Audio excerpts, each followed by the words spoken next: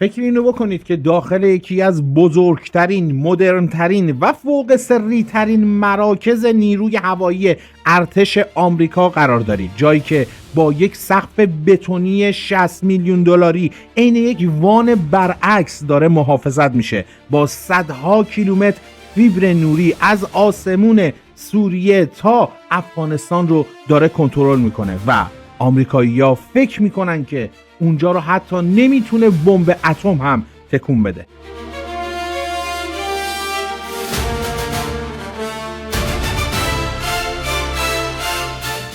حالا چی میشه اگر بهتون بگم که توی همون هفته‌های اول جنگ همین مرکز، یعنی قلب تپنده نیروی هوایی ارتش آمریکا در قطر، با 2 فروند موشک بالستیک ایرانی منهدم شده؟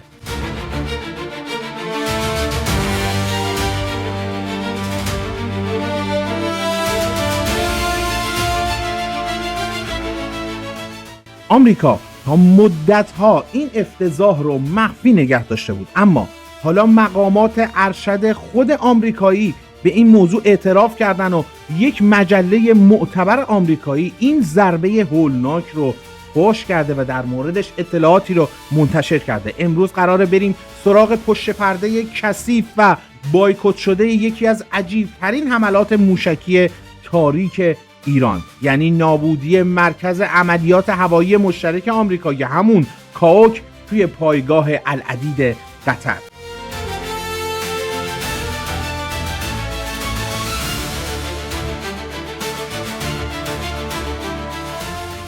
امروز میخوایم در مورد موضوعی صحبت بکنیم که تا همین چند وقت پیش هیچ کس جرأتشو نداشت که به صورت علنی در موردش صحبت بکنه. میخوایم ابعاد یک حمله نظامی رو برای شما فاش بکنیم که ضربه بسیار مهلکی رو به ارتش آمریکا وارد کرده و خودشون این موضوع رو اعتراف کردن. درود بر شما، اینجا کانال زاغ مدیاست و من هم مخلص شما جلال هستم. با یک ویدیوی فوق استراتژیک دیگه پیش شما آمدم. تا پایان ویدیو همراه من بمونید، چون مطمئنم که از محتوای اون لذت میبرید. ولی اگر تا به الان کانال ما رو سابسکرایب نکردید، این کار رو انجام بدین، دکمه زنگوله رو بزنین و از ویدیوهای آینده ما با خبر بشین. لایک هم فراموشتون نشه.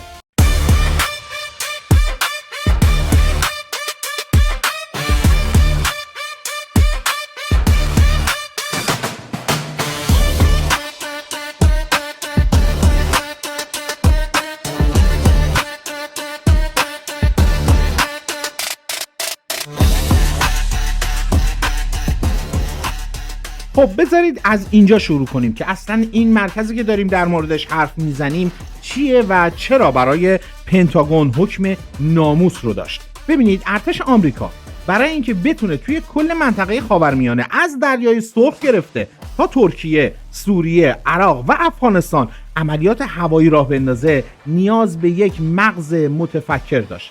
یه جا که همه رادارها، همه جنگنده ها، پهپادها و ماهواره ها بهش وصل باشن و یه فرمانده مثل سپهبد دریک فرانس بشینه اونجا و بگه که کجا رو بمبارون کنه. این مرکز اسمش هست کاوک یا CAOC، مرکز عملیات هوایی مشترک آمریکا. قصه ساختش هم خیلی جالبه. قضیه برمیگرده به دهه‌های قبل، یعنی زمان جنگ اول خلیج فارس و حمله صدام به کویت. اون زمان آمریکایی‌ها دیدن هیچ اتاق فرماندهی درستی توی منطقه ندارن.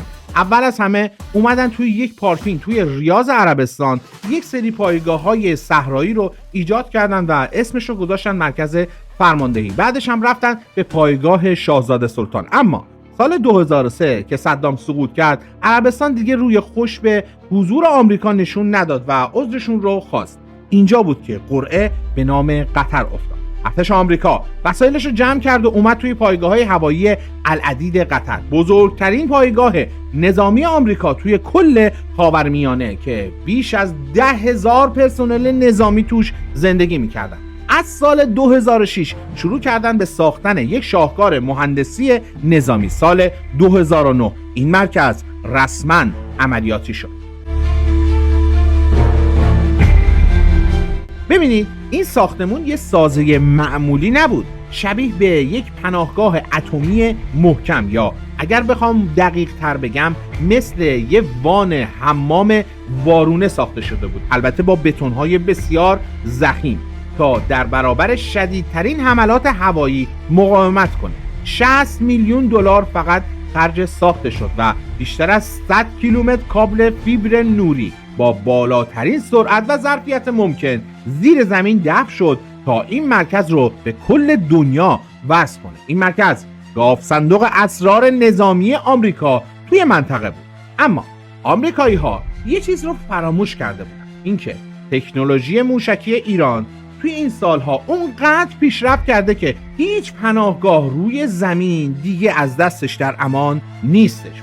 با شروع جنگ جو عجیبی توی پایگاه العدید حاکم میشه. اطلاعاتی که به دست فرمانده‌های آمریکایی میرسه نشون میده که ایران دقیقاً دست گذاشته روی اصلی ترین گره حیاتی ائتلاف. اونا میدونستن که ایران داره مختصات دقیق این وان حمام 60 میلیون دلاری رو وارد سیستم هدایت موشک‌های بالستیکش میکنه. اینجا بود که ترس برنده شد. آمریکایی‌ها که دیدن اوضاع خیلی دیگه خرابه، قبل از اینکه موشک‌های ایرانی شلیک بشن دست به یک تخلیه بزرگ زدن. اونا تقریباً تمام پرسنل غیر ضروری و هواگردهای غول‌پیکرشون رو از العدید خارج کردن و فقط پرسنل سیستم‌های پدافندی مثل پاتریوت موندن تا شاید بتونن جلوی بارون موشکی ایران رو بگیرن. اما اگه میشد کل اون اتاق فرماندهی با اون همه خدم و حشم رو یه شب غیب کرد، راه حل آمریکا چی بود؟ اونا در یک اقدام اضطراری کنترل و هدایت عملیات هوایی منطقه خاورمیانه رو فرستادن اون سر دنیا، یعنی پایگاه هوایی شاو در کارولینای جنوبی آمریکا. پرسنل هم نصف کردن، 400 نفر توی آمریکا، 400 نفر توی قطر. اونا فکر میکردن با این کار دارن ایران رو دور میزنن، اما ایران اصلا هدفش جای دیگه ای بود، خود سازه و مغز الکترونیکی پایگاه. و بالاخره اون شب سرنوشت ساز فرا میرسه. غرش موشک‌های بالستیک ایرانی آسمون رو میشکافه، موشک‌هایی که برای رادارهای پدافندی آمریکا مثل یک کابوس متحرک بودن. پدافندهای مستقر در قطر تا تمام تلاششون رو انجام بدن جلوی این موشک‌ها رو بگیرن. اما تکنولوژی موشک‌های نسل جدید ایران چیزی نبود که بشه به این راحتی رهگیریش کرد. ببینید موشک‌های تاد هم نمیتونن جلوی موشک‌های فتاح رو بگیرن، چه برسه سامانه‌های پدافندی مثل پاتریوت. 2 تا موشک بالستیک ایرانی دقیقاً، تاکید میکنم دقیقاً، خوردن به سقف بخش فوقانی مرکز فرماندهی کاوک. اما چطور ممکنه؟ مگر این سازه بتونی و زره‌پوش نبوده؟ مگه ضد بمب ساخته نشده بوده؟ اینجاست که گزارش مجله نیروی هوایی و فضایی آمریکا گند کار رو بالا میاره. این مجله اخیراً به نقل از مقامات ارشد و مطلع پنتاگون فاش کرده که این مرکز بر اثر حمله موشکی ایران آسیب شدید و جدی دیده، که اینجا خودتون دیگه میدونید دیگه وقتی اینها میگن آسیب شدید و جدی، دیگه شما باید متصور باشید که کلا نابود شده، چون نمیتونن بگن که نابود شده و آبروریزی برای خودشون درست کنن. اما بشنوید از شاهکار ایران. همون روزای اول وقتی که این اتفاق افتاد، رسانه‌های غربی کاملا سکوت کرده بودند و میگفتن هیچ اتفاقی نیفتاده. اما ایران برای اینکه دست اونا رو رو بکنه، سریعاً یک تصویر ماهواره‌ای با رزولوشن بالا از محل اصابت منتشر کرد. اون زمان خیلی‌ها فکر کردن فقط یک ادعای تبلیغاتی و پروپاگانداه، اما حالا بعد از گذشت زمان تایید مقامات آمریکایی نشون میده که اون تصاویر ماهواره‌ای مولا دردشون نمیرفته. این تصاویر نشون میده که ایران توی این حمله از سر جنگی نفوذگر یا همون بانکر بوستر استفاده کرده، یعنی موشک بعد از اینکه به سقف بتونی محکم برخورد کرده منفجر نمیشه، بلکه مثل مته بتون رو میشکافه، میره داخل شکم ساختمون و تازه اونجا وسط اتاقهای کنترل و کابل‌های فیبر نوری منفجر میشه. چه جهنمی اون تو درست شده بوده. تمام اون تأسیسات 60 میلیون دلاری در عرض چند ثانیه تبدیل به آهنپاره و زغال میشه. حالا چرا آمریکا این رو قایم کرده بود؟ جوابش خیلی راحته، آبرو. برای ابرقدرتی که ادعا میکنه آسمون دنیا رو در دست داره، خیلی سنگینه که اعتراف کنه که ایران با موشک‌های بومی خودش محکم‌ترین سنگر فرماندهی اونها رو توی منطقه نابود کرده. حالا گوش کنید ببینید ژنرال بازنشسته آمریکایی یعنی دیوید دپولا در مورد این ضربه چی گفته. حرفش خیلی سنگینه. اون میگه که امروزه هر تأسیساتی که روی زمین باشه آسیب پذیره. هیچ فرقی نمیکنه که چقدر بتون روش ریخته باشیم. ما باید از این به بعد هر گره حیاتی و مرکز فرماندهی که میسازیم رو ببریم عمیقاً زیر زمین و اونجا مقاومت سازی کنیم، چون موشک‌های ایرانی نشون دادن که به عمق هم نفوذ میکنن. این حرف یعنی اعتراف رسمی به پایان دوران ابرقدرتی پناهگاه‌های روی زمین ارتش آمریکا در برابر موشک‌های ایرانی. یعنی سیستم‌های پدافندی چند میلیون دلاری آمریکا دیگه نمیتونن تضمین کننده امنیت پایگاه‌هاشون باشن. این وسط یه نکته خیلی مهمم وجود داره که نباید ازش غافل بشیم. قدرت ماهواره‌ای و تصویربرداری ایران که واقعا میشه گفت یک موضوع جداگونه است در مورد یک ویدیو جداگونه و ماهواره‌هایی که همین اخیراً و قبل از جنگ به فضا ارسال شدن، هم از طریق روسیه و هم از طریق ایران، و تصویربرداری و قدرت خودشون رو الان دارن نشون میدن. در روزهای ابتدایی جنگ روابط عمومی نیروی مسلح ایران پشت سر هم داشت تصاویر ماهواره‌ای با کیفیت بالا از پایگاه‌های نظامی، سایت‌های راداری و پدافندی دشمن رو منتشر می‌کرد. این یعنی ایران نه تنها موشک‌های دقیقی داره، بلکه چشم‌های تیزی رو هم توی فضا داره که میتونه ثانیه به ثانیه خسارت‌های وارده به دشمن رو رصد بکنه و ببینه که موشکش دقیقاً کجا خورده، چیزی که تا پیش از این انحصارش فقط دست چند تا کشور خاص بود. البته ادعاهایی هم مطرح میشه که تصاویر منتشر شده از طریق ماهواره‌های چینی، از طریق ماهواره‌های روسی به دست ایران میرسه و ایران توانایی این رو نداره. البته من گفتم داخل ویدیوی بعدی من این رو به شما ثابت میکنم که ماهواره‌های ایرانی که جدیداً به فضا ارسال شدن چه قابلیت‌هایی رو دارن.